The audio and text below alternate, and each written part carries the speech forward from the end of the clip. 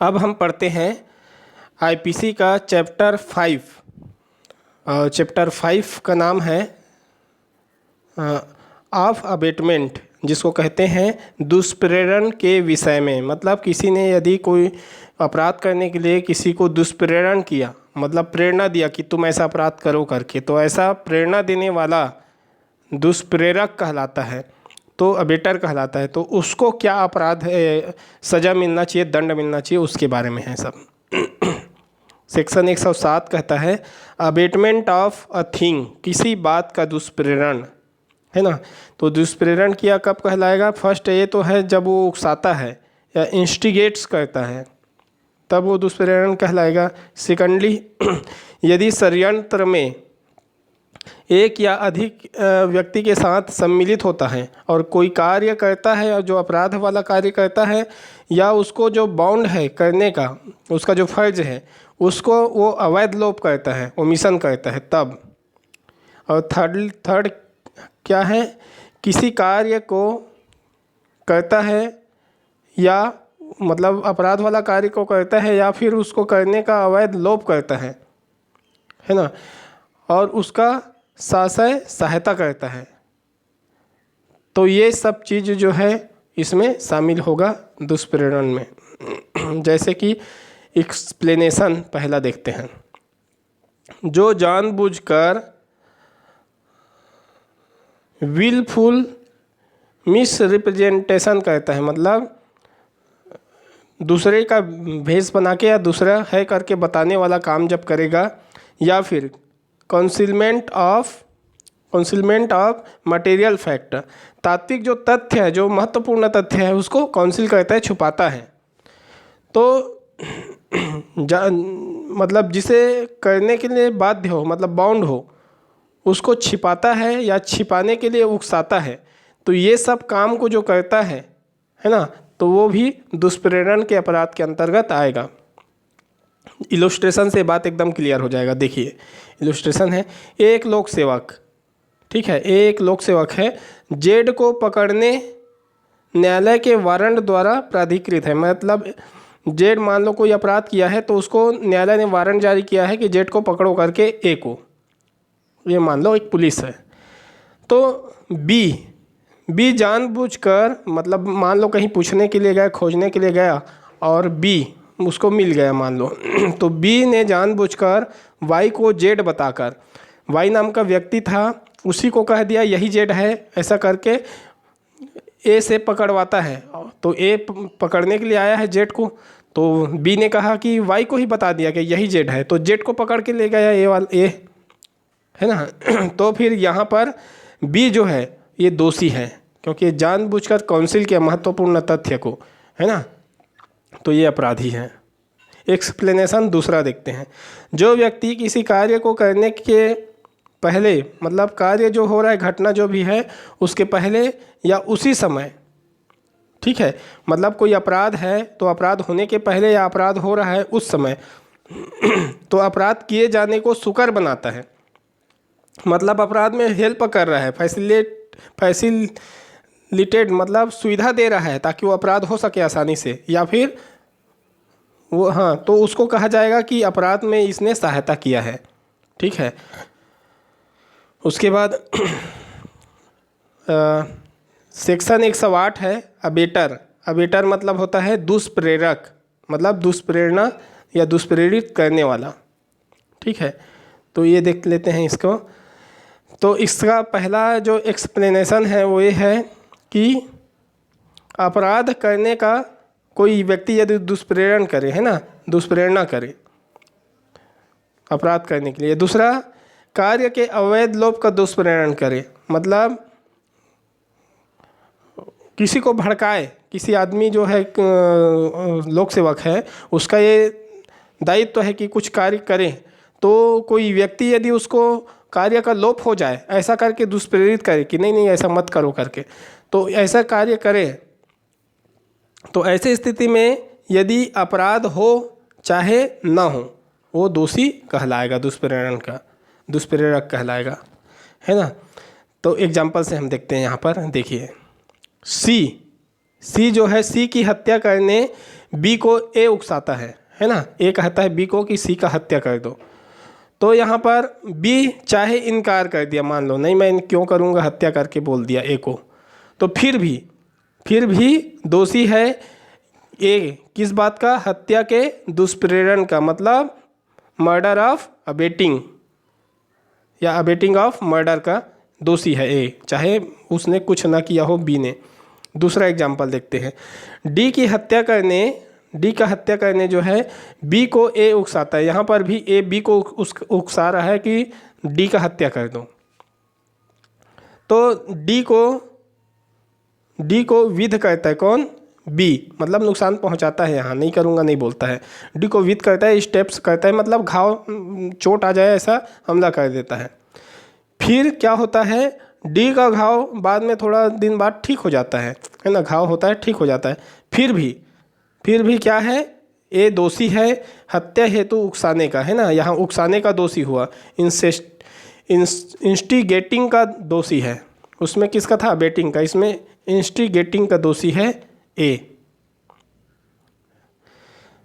Explanation 3 में देखते हैं, दुष्प्रेरित या अबेटेड व्यक्ति का विचार दुष्प्रेरक जैसा होना आवश्यक नहीं है। मतलब ये जरूरी नहीं है कि दुष्प्रेरित जो व्यक्ति है वो, मान लो कोई दुष्प्रेरक है ना, वो चाहता है कि कोई आदमी कुआं में गिर जाए और वो उसको पीछे से धक्का दे दो बोल दे, और जो दुष्प्रेरित है उसको वो ये नहीं सोचा है कि मैं धक्का दूंगा तो कुएं में गिर के मर जाएगा करके, तो ये फिर भी अगर ढकेल दिया है ना, पीछे से धक्का दे दिया और गिर गया कोई आदमी, तो यहाँ पर हालांकि दुष्प्रेरित जो हुआ था उसका वो विचार नहीं था, है ना, ठीक है। दुष्प्रेरक जैसा नहीं था, फिर भी ये दुष्प्रेरक जो है वो दोषी कहलाएगा। इलुस्ट्रेशन देख लेते हैं थोड़ा सा, देखिए। ए दूषित आशय से शिशु या पागल कोई भी को अपराध करने के लिए दुष्प्रेरित करता है, मतलब भड़काता है कि ये अपराध कर दो करके, ठीक है। परंतु ए जैसा आशय रखने वाला व्यक्ति द्वारा किया जाता है, मतलब ये दोनों तो अपराध करने के लिए इस दोनों को उकसाता है ना, दुष्प्रेरित करता है, लेकिन ये दोनों कुछ नहीं करते। लेकिन सामने एक और व्यक्ति रहता है, वो भी यही चाहता है कि ये पागल और शिशु करे, ठीक है। लेकिन जब दुष्प्रेरित किया ए ने, तो वो व्यक्ति ऐसा आशय रखने वाला, ए जैसा आशय रखने वाला व्यक्ति ने जो विधि के अनुसार समर्थ हो, है ना, ऐसा कार्य करे या फिर ना करे, ठीक है। मतलब ये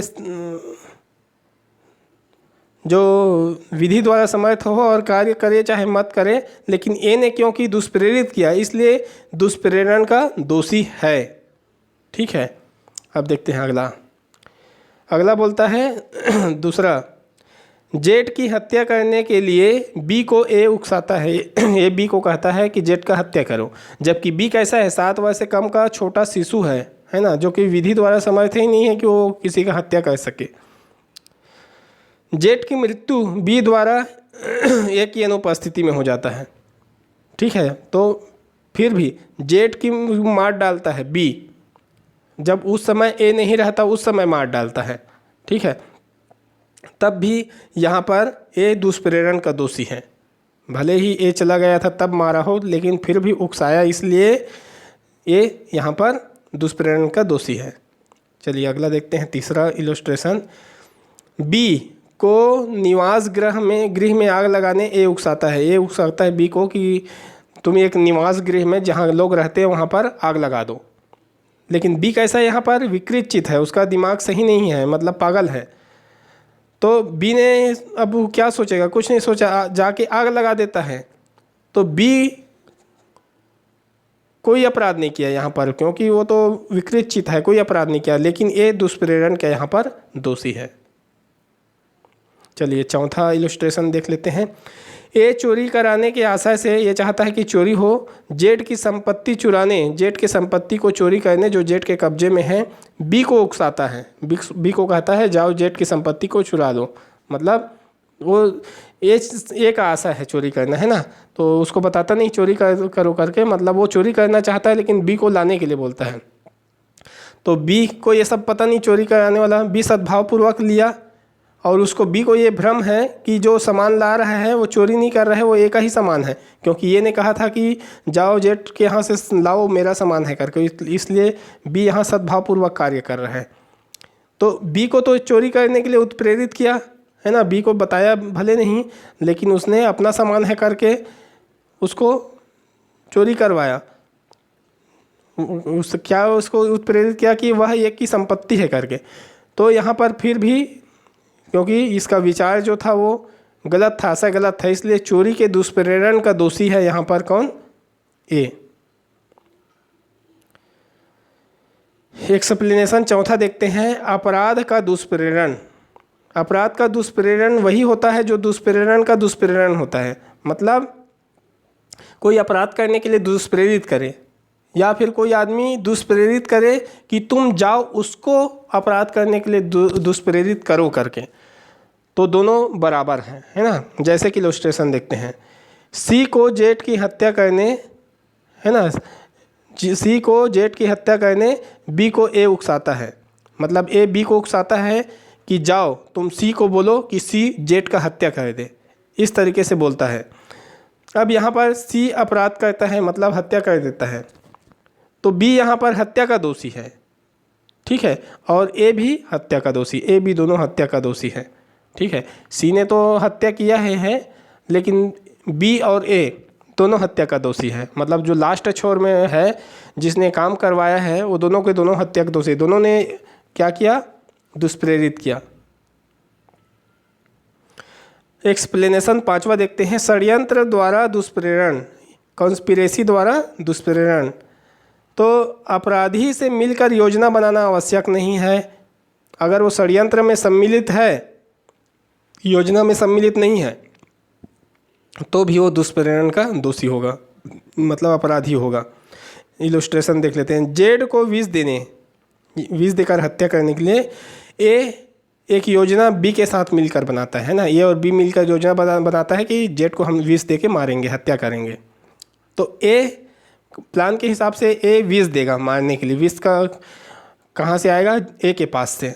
तो लेकिन बी जो है प्लानिंग बनाता है, और प्लानिंग बना के, मतलब प्लानिंग तो दोनों बनाते हैं लेकिन उस कार्यवाही को आगे बढ़ाता है बी।